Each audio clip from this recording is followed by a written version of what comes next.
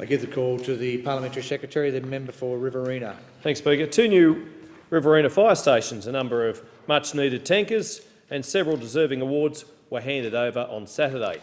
This took place as local temperatures hovered in the early 30s, signalling a sizzling summer ahead. Hot days, especially this early in the season, dry out the countryside and make it a potential tinderbox. Our brave men and women of the New South Wales Rural Fire Service put themselves in harm's way whenever fire strikes. One such volunteer is Tumbarumba's Bob Bergen,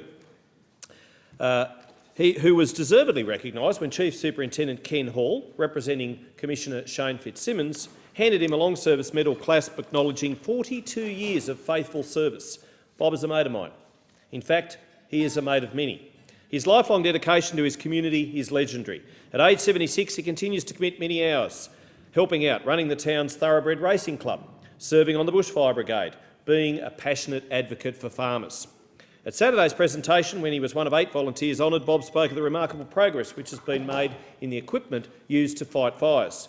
Keys were handed over for 2 new brigade tankers, one for Tumbarumba and the other for Glen Manus on Saturday. Funded by the New South Wales Government, these vehicles are $350,000 each and carry 3,500 litres of water, just what's needed when disaster strikes. They are, as Bob pointed out, a far cry from the old pug-nosed Blitz trucks with a 500-gallon tank tied down by wire once they're made ready for use.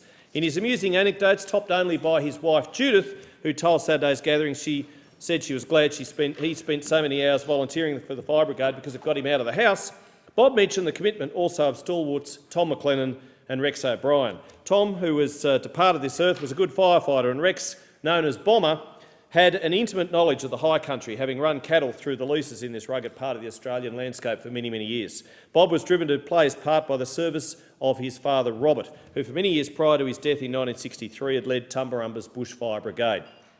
As a schoolboy, Bob helped out his father in the hellish January 1952 blaze which swept through from Mangapla, south of Wagga Wagga, all the way to Eden on the south coast, in which Tumbarumba was lucky not to be raised. Bob told a few yarns about his 28 years as captain from 1972 to 2000 and laughed about 9 ex-army Studebakers which Tumbarumba Shire inherited in the early 1980s, then fitted out, painted up and before they realised that his brigade got the bloody dud of the lot, as he said. It was always broken down. You couldn't guarantee getting back from a fire safely, he quipped. We then got a hand-me-down Leyland from a Sydney brigade, but it would have been faster to walk to the fire. Then we acquired an International, and we thought we were made, but nothing we ever had was a patch on what we have now. There's also the stations were opened at Darlow as well as at Batlow on Saturday. Well done to the New South Wales Government for funding these, and good luck to Rural Fire Service for the summer ahead.